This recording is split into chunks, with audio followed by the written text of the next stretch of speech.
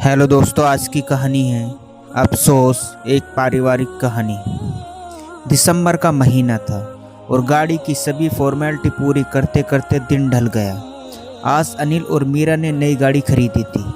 कई दिनों से संजोए हुए एक सपना पूरा हुआ था। दोनों खुश तो थे, मगर एक कमी भी महसूस हो रही थी। काश इस खुशी के मौके पर अपने भी साथ होते। मीरा अतीत की यादों में खो गई। तभी अनिल ने हॉर्न बजाकर मीरा का ध्यान भंग किया। चलो आज बाहर ही खाना खाते हैं, तुम भी थक गई होंगी, अब जाकर बनाओगी, भूख भी लग रही है, वैसे भी काफ़ी लेट हो गए हैं। ठीक है, तो ऐसा करते हैं, पूनम भाभी के बच्चों को भी साथ में ले लेते हैं, वह काफ़ी दिनों से सेलिब्रेशन की प्रतीक्षा में है। ऐसे कहते हुए मीरा ने पूनम भाभी को फ़ोन मिलाया। पूनम भाभी के फ़ोन उठाते मीरा ने अपनी खुशी जाहिर की। भाभी, हमने कार ले ली है, बाहर खाना खाने जा रहे हैं, सोचा बच्चों को भी साथ में ले ले। पूनम भाभी, जो एक सुलझी हुई समझदार महिला थी, बोली, अरे आप इंजॉय करो ना, बच्चों को फिर किसी दिन घुमा लाना। फिर मीरा के जोर देने पर उन्होंने हाँ कर दी। दोनों ने घर से बच्चों के लिए एक रेस्टोरेंट के बाहर गाड़ी रोक दी। खाना खाकर जब मीरा वापस गाड़ी की तरफ आ रही थी तो अनिल ने मीरा को सोल उड़ाया, कुछ तो ध्यान रखा करो अपना, आज वैसे भी बहुत सर्दी है। रात के करीब 9 बज रहे थे।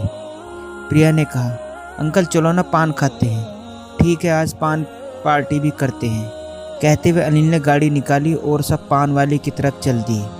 कुछ ही दूर पहुंचने पर उन्होंने देखा रास्ते पर 2-4 लोग खड़े हुए थे।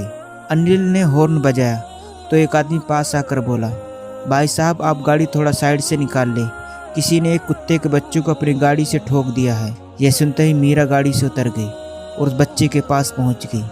अनिल भी गाड़ी को साइड में पार करके मीरा के पास पहुंच गया। ओह, इसकी हालत तो काफ़ी ख़राब दिख रही है, खून भी बह रहा है, उसे उड़ाने के लिए किसी के पास कोई कपड़ा है? मीरा ने भरे गले से लोगों से पूछा। तभी पास के बंगले से 2-4 लोग और निकल आए। उन्होंने कुछ कपड़े दे दिए, लेकिन मैं उड़ाऊंगी नहीं, मुझे बहुत डर लगता है, कपड़े देखते बस उस औरत ने कहा। मीरत ने झट से उससे वह कपड़े ले लिए और 2-3 कपड़ों की तह बनाकर उस बच्चे को लपेट दिया और एक कपड़ा उसके ऊपर से उड़ा दिया। किसी ने हेल्प इन सफरिंग केयर पर फ़ोन किया है क्या? अनिल ने भीड़ में पूछा। हाँ मैंने किया तो था, लेकिन उसकी एम्बुलेंस सर्विस 9-9 की होती है, तो सुबह ही आ पाएगी, भीड़ में से किसी ने जवाब दिया। रात के लगभग 9:45 बज गए थे। ठंड के कारण सारे क्लिनिक बंद हो गए थे। सिर्फ सफरिंग केयर सेंटर ही था जहाँ से इलाज मिल सकता था, मगर रात भर इतनी ठंड में यह मर जाएगा, इसके यहीं नहीं छोड़ सकते। मीरा ने आशा भरी निगाहों से अनिल की तरफ देखा। तभी पीछे से एक युवक की आवाज़ आई, मैंने एक डॉक्टर को फ़ोन किया है, मगर वह अभी किसी शादी को अटेंड कर रहे हैं, तो उन्हें लगभग 1 से 1.5 घंटा लग जाएगा। अनिल ने कुछ देर सोचा और पास खड़े एक आदमी से पूछा कि सफरिंग केयर सेंटर यहाँ से कितनी दूर है? लगभग 12 से 14 किलोमीटर है, परंतु रात का समय है, आप क्यों परेशान होते हो? उस आदमी ने अनिल को कहा।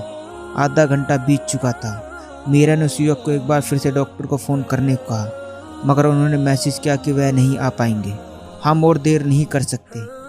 मीरा खुद से बुदबुदाई और अनिल के पास जाकर बोली, हमें अभी इसे सफरिंग केयर सेंटर ले जाना होगा। अनिल ने कुछ सोचा और गाड़ी में बैठे बच्चों को घर पर फ़ोन करके बताने को कहा कि हम थोड़ा लेट हो जाएंगे, घर वाले चिंता न करें। मीरा ने उन बच्चों को अपनी गोद में उठाया। उसके पीछे वाले पैर पूरी तरह से जख्म थे और उनसे खून भी बह रहा था। मीरा ने अपना रुमाल उसके पैर पर बांध दिया। वो सेंटर की तरफ चल पड़े। गाड़ी में पूरी तरह से शांति थी।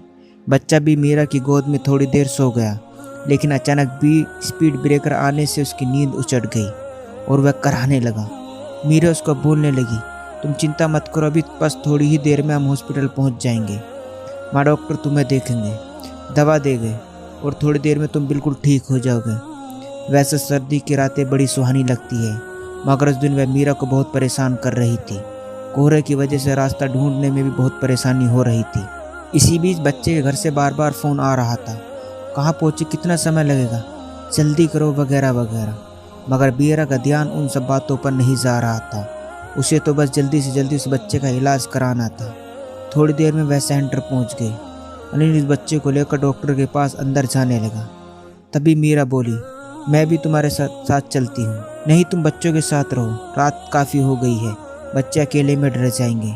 अनिल ने मीरा को विश्वास दिलाते हुए कहा, वह संभाल लेगा। क्या वह सही होगा? उसको कितना दर्द हो रहा होगा? इस तरह के कई सवाल मीरा को गाड़ी में बैठे बैठे परेशान कर रहे थे। वही एक उम्मीद भी थी, कम से कम डॉक्टर के पास आ गए, देर सवेर सब ठीक हो जाएगा। मगर डॉक्टर बोलेंगे तो हम उसे अपने साथ घर ले आएंगे, कुछ ही दिनों में वह ठीक हो जाएगा। मीरा कई तरह से खुद को ढांढस बंधाने का प्रयास कर रही थी, परंतु एक अनजानी सी बेचैनी, एक अनजाना सा डर उसे परेशान कर रहा था। इसी बीच उसने कई बार अनिल को फ़ोन कर लिया था, लेकिन अनिल फ़ोन नहीं उठा रहा था। क्या होगा आगे, जानने के लिए कहानी का अगला भाग जरूर देखें।